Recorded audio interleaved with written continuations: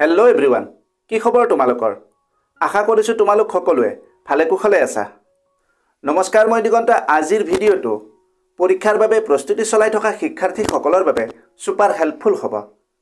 আজি আমি এখন উত্তম আৰু উন্নত মানৰ কুৱেশ্যন পেপাৰ লৈ আহিছোঁ, যি তোমালোকৰ পৰীক্ষাত ভাল নম্বৰ পোৱাত বহুত সহায়ক হ'ব।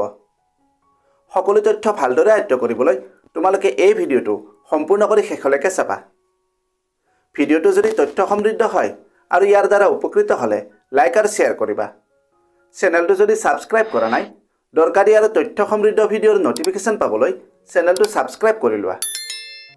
তোমালোকে ভিডিঅ' স্ক্ৰীনত এখন কুৱেশ্যন পেপাৰ দেখিবলৈ পাই আছা।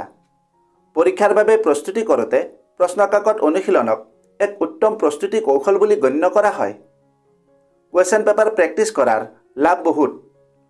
পৰীক্ষাত অহা প্ৰশ্নৰ আৰ্হিৰ সৈতে চিনাক্ত কৰে, পৰীক্ষাৰ ফৰ্মেটৰ সৈতে পৰিচিত কৰে, জ্ঞানৰ ব্যৱধান চিনাক্ত কৰে, উত্তৰ লিখনি কৌশল উন্নত কৰে, সময় ব্যৱস্থাপনা উন্নত কৰে, আত্মবিশ্বাস বৃদ্ধি কৰে।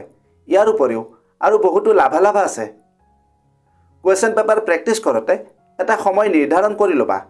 আৰু আটাইতকৈ গুৰুত্বপূৰ্ণ কথাটো হ'ল, কুৱেশ্যন পেপাৰ প্ৰেক্টিছ কৰাৰ কিছুমান টিপছ আছে। যদি সেই কৌশলমতে প্ৰেক্টিছ কৰা, তোমালোকৰ প্ৰস্তুতি বহু পৰিমাণে উন্নত হ'ব আৰু পৰীক্ষাত ভাল নম্বৰো পাবা। এই বিষয়ে ভিডিঅ' এটাত আলোচনা কৰিছিলোঁ। ভিডিঅ'ৰ লিংক ডেছক্ৰিপশ্যনত আছে, তোমালোকে ভিডিঅ'টো চাই ল'বা। আৰু যদি এই পেপাৰখনৰ PDF লাগে, কমেণ্ট কৰিবা। লগতে তোমালোকৰ প্ৰস্তুতি কেনে চলি আছে এই বিষয়েও কমেণ্টত লিখিবা। এতিয়া তোমালোকে পেপাৰখন ভালদৰে চাই লোৱা।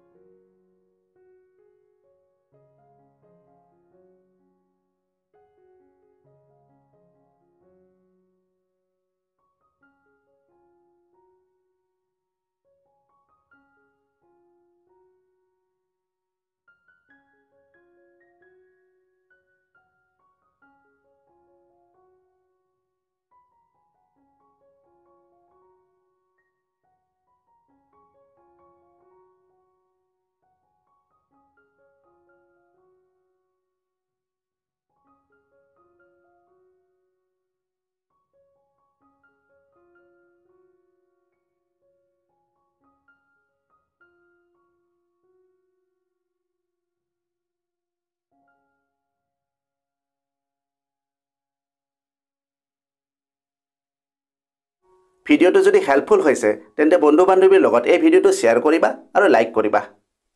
আজিলৈ ইমানতে এৰিলোঁ। অতি সোনকালে আন এটা আকৰ্ষণীয় বিষয়ৰ সৈতে পুনৰ লগ পাম। ধন্যবাদ। का शॉर्टकट मेहनत और डेडिकेशन, ये चैनल बनाए तेरा परफेक्ट फाउंडेशन। सब्सक्राइब करो, join this ride, let's grow together side by side.